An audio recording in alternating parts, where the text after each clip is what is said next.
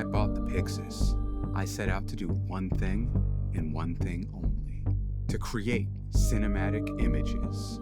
And now that it's here, it's time to see what it can do. I gave myself one day at one location to shoot a music video to see what both it and myself were capable of. Would we meet expectations? We got the shot. We got the shot. Or crumble under the pressure? You can't win! I don't think I can do this anymore. No!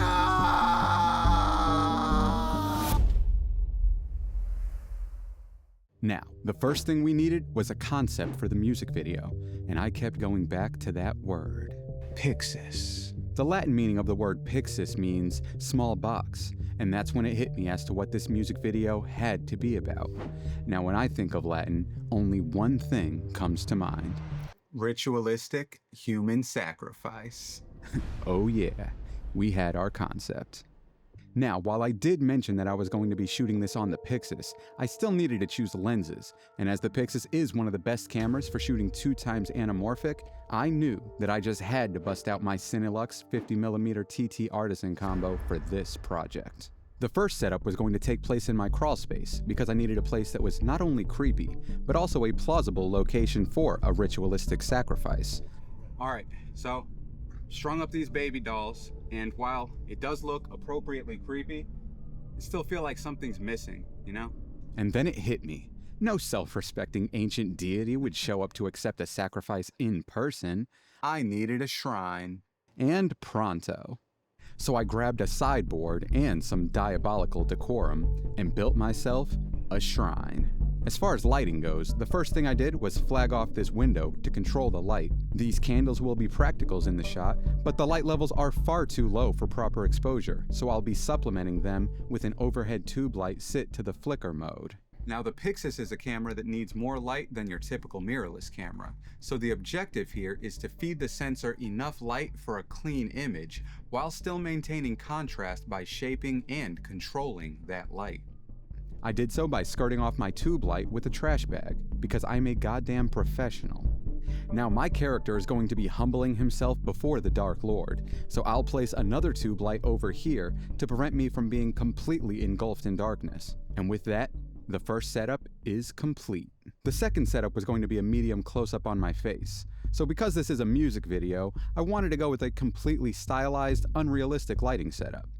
So instead of using the diffused tube light that I used previously, I decided to just blast the back of my head with a COB light with a reflector. Now with this look, there is virtually no light on my face, so all I had to do was take a white reflector and bounce a bit of the level back up towards my face here. You may notice that the lighting is not at all consistent with the previous scene, but it's meant to represent a turning point in our torturous tale. And that was it. Fast, simple, and effective. With the first two setups in the bag, I felt a surge of power coursing through my veins. I felt unstoppable. I had hit my first roadblock.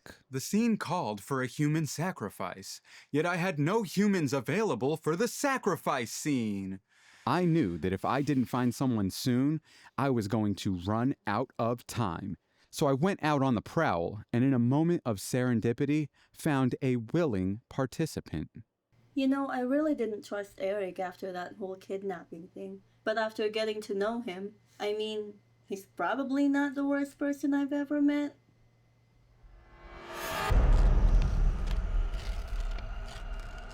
Now, we finally had our victim. Time to get shooting. We headed back to the crawl space.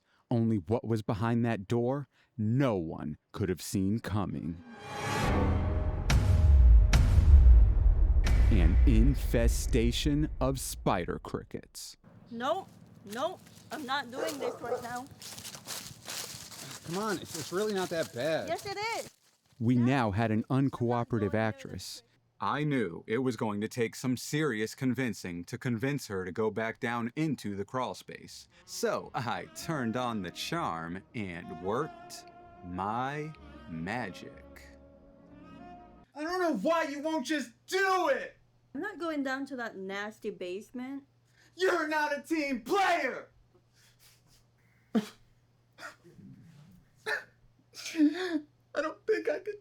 anymore. And that was it. I couldn't finish the project.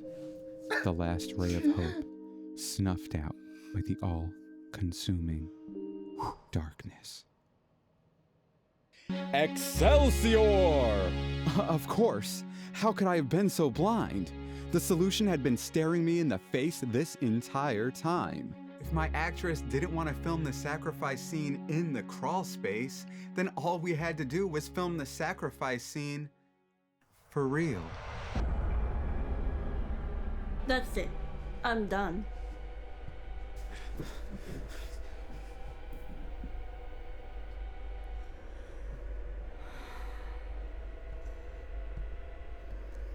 Ah!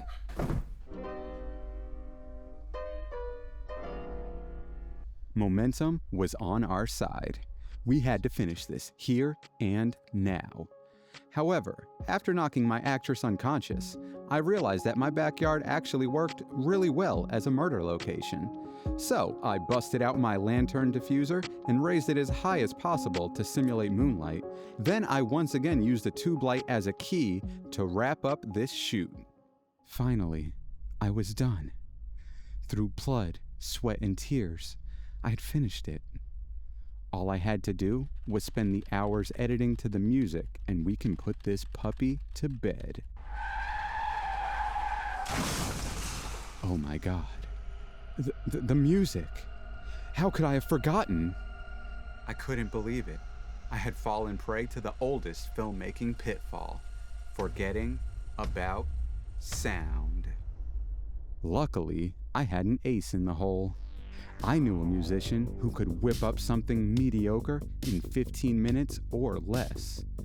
The person responsible for most of the music on this channel. Me. We rushed to get everything finished in time and beat the clock by the skin of our teeth. So here it is. All the work that I've put in. All the sacrifices I've made. The minutes.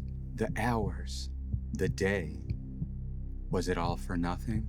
Well, I'll let you be the judge of that. But yes.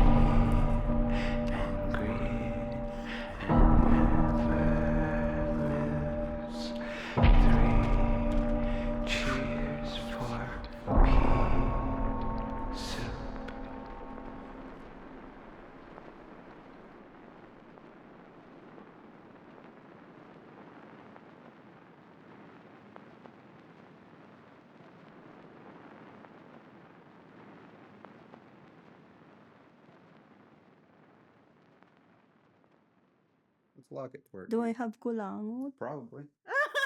I really didn't trust Eric after that whole kidnapping scene. It made me laugh.